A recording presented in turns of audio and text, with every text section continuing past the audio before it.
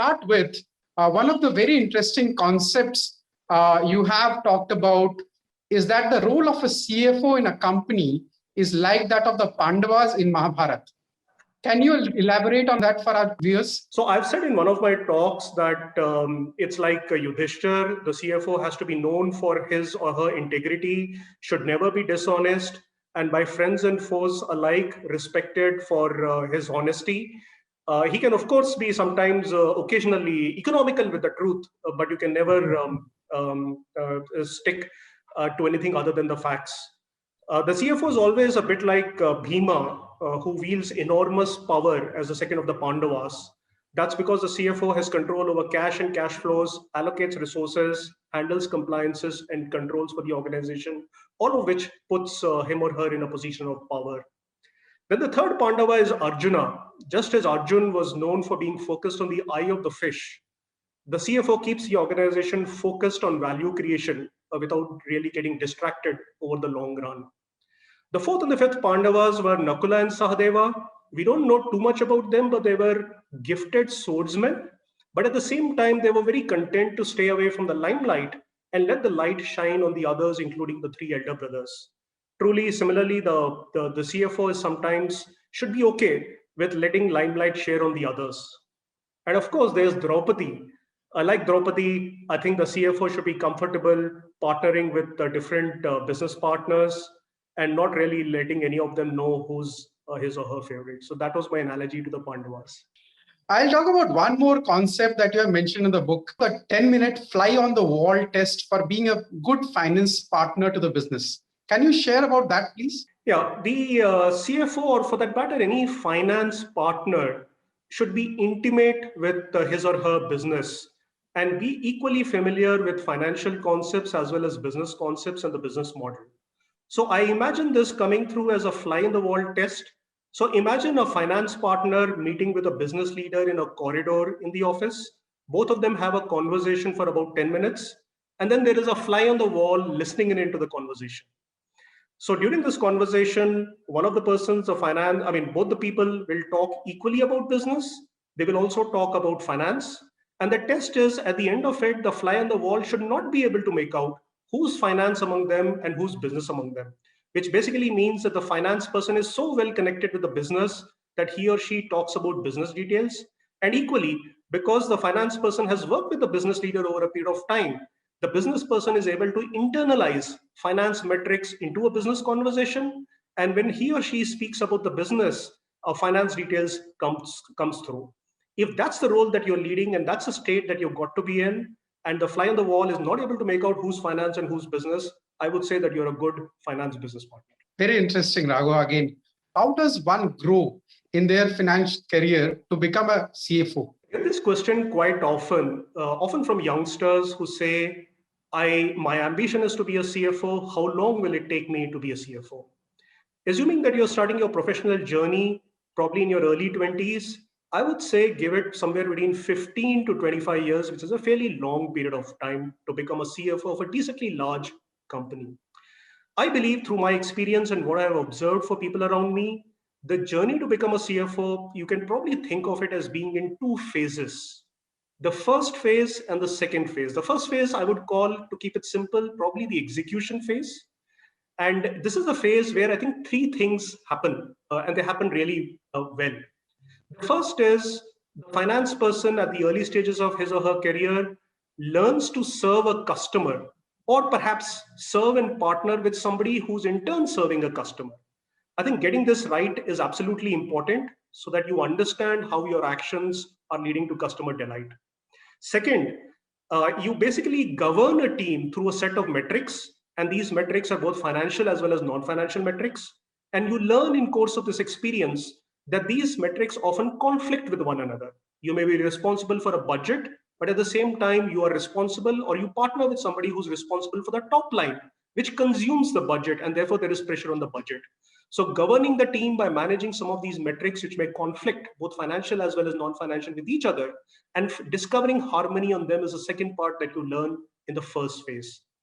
The third, and pretty important, are people skills. When you're young, you need to know how to lead You also need to know how to be led, and the latter is often as important as the former. You learn interpersonal skills, and you often learn the softer parts of what it means to lead a person or to lead a team, which may have individuals who are older than yourself. And I think that's very important. The second phase is where you start interacting with strategy quite a bit. I think this is a phase where you shadow or observe at close quarters senior leaders in the organization. You learn from them, both from the good things that they do as well as the mistakes that they make, and you often pick up their personal characteristics and productivity habits that make them successful. Equally, you become aware of some of the defects that they might have. The second part in phase two is the intimate awareness of how strategy actually works on the ground, and more importantly, deployment of strategy or perhaps a change in strategy. That's where you learn how strategy interacts with structure, how strategy interacts with culture of an organization. And then, of course, strategies roll out through execution that hopefully you would have learned in the first phase of your career. You also learn how to manage conflict between different lines of the P&L, and sometimes manage the conflict that is there between the P&L and the balance sheet itself. And that's very important as you become senior and head towards a CFO. And of course, very importantly, in the second phase, you learn through experience of how to exert your influence beyond direct authority. And that's very important if you're to become a CFO. So I visualize the CFO journey as being constructed of these two phases, probably about 7 to 10 or 7 to 12 years each. And some parts of it may, of course, work concurrently and in parallel. And at the end of it, I think you're probably ready to be a CFO is the way I would look at it. In all our conversations, there were many concepts that came through. And one of the other concepts that we really loved was the PCM approach towards successful mergers and acquisition. Can you talk about that a bit? So one of my stints before joining Amazon was as responsible for mergers and acquisitions. This is something that I heard from an investment banker. And I found it to be quite apt and quite true and very simple tip.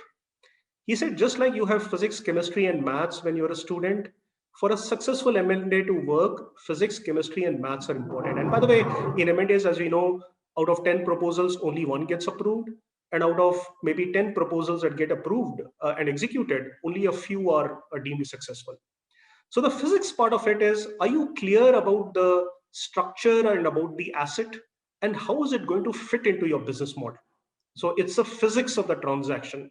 And maybe it is to do with how you're going to structure the entire transaction and how the pieces will come together and work. That's a physics part of it. The chemistry, and sometimes this gets ignored, but I think the Indian promoters do a very good job of it, is there good chemistry between the key decision makers on both sides? Both parties have to really trust each other, and the chemistry between them has to be really good for the transaction to go through. So that's a chemistry part of it. The math is, of course, the cost and the value of the deal as seen and perceived by both the parties. They should be clear about how value is being created, and they should come to an agreement on the math of the cost to be paid for the transaction. So only if this physics, chemistry, and math comes true does a successful M&A take place. How is working in a data-rich and a digital company different from traditional analog or brick-and-mortar company? I think I'll start with a quote that I've personally used quite often, and I've lived through that quote. Information is the new oil of the 21st century is something that all of us have heard. But I think the critical part is the second part of the quote, that information may be the new oil, but analytics is the combustion engine. I think in digital companies, the capability around analytics, basically the capability around building a better combustion engine is really important. All of us are swimming in data. Data will virtually become like a commodity. But a company which has a better analytics and a better combustion engine to use that data is what makes it a truly good digital company. Now, coming back to what I would call analog companies, the finance team usually focuses on transactions. Let's say you're probably manufacturing soap. You create value for your organization by making sure the difference between the revenue that you get when you sell each bar of soap and the cost that you incur for manufacturing that bar of soap multiplied by the thousands or millions of transactions that take place is the value that you create. And therefore, your focus is really on the transaction of it. How can I increase my revenue? And how can I reduce my costs? and how can I maximize my volume so that the composite value is created. Now that's great, but it often leads you to focus on the current period, the current quarter or so. In digital companies, because of the analytics and the combustion engine I mentioned earlier, you're in a position to use today's data and historical data to be able to predict what is going to happen in the future, which also means that the decision making in your organization, especially what finance is involved in, you should actually be maximizing for the net present value of future cash flows, because you now have the ability to predict through current actions what is going to happen in the future. I sort of call that focus on sort of cash flows or downstream impact. And that is something that digital companies are increasingly building a muscle towards. And I think that's one of the most important differences between companies that think digitally from a finance lens and companies that think analog, like an analog company from a finance lens. I think the next question is going to be interesting for many. How do you hire at Amazon? So that's a good question. And we do spend a lot of time and energy and bandwidth on hiring people. First, I think functional competence is obviously important. It goes without saying, but think of it as a hygiene layer. The candidate would not get to the interview table if we felt that he or she did not have the right degree of functional expertise to be considered for the role. But I think once this is ascertained, where we spend a lot of our time and energy is ascertaining the culture fit of the organization, of the person with the organization. So we look at the candidate past record and assess whether the candidate is compatible with the culture of Amazon. And we assess this through fitment with our leadership principles, and specifically for finance, whether the person has demonstrated a track record of earning trust with his or her business partners. Has a person demonstrated backbone to be able to put forward a point of view which may be completely independent? Does a person have the ability to roll up his or her sleeves and get into details? Has a person invented or brought about continuous improvement? And does a person have, for example, a track record in turn of hiring good people and developing and coaching and building a strong team? And if the answer to all of this is yes, then we also ask ourselves, is this person better than 50% of the people that we have at the same level? And we also ask ourselves, do we think this person can go to the next level? And if the answer to all of it is yes, we go ahead and hopefully make the offer to the candidate. What is your advice to a young professional? Yeah, it's a good question. And I think my advice to young people who are probably starting their career and let's say they're in their early 20s is absolutely work hard, work smart, work long, and do all three of them. Build the capability for working hard, working smart, and working long. You may not need it for your entire 20 or 30 years of your career, but build that capability. That's point number one. Second, and I believe this, keep yourself physically fit.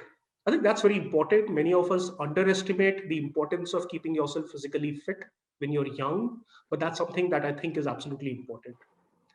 Third, my advice would be to build strong social networks around you through relationships, both maybe at work and outside of work.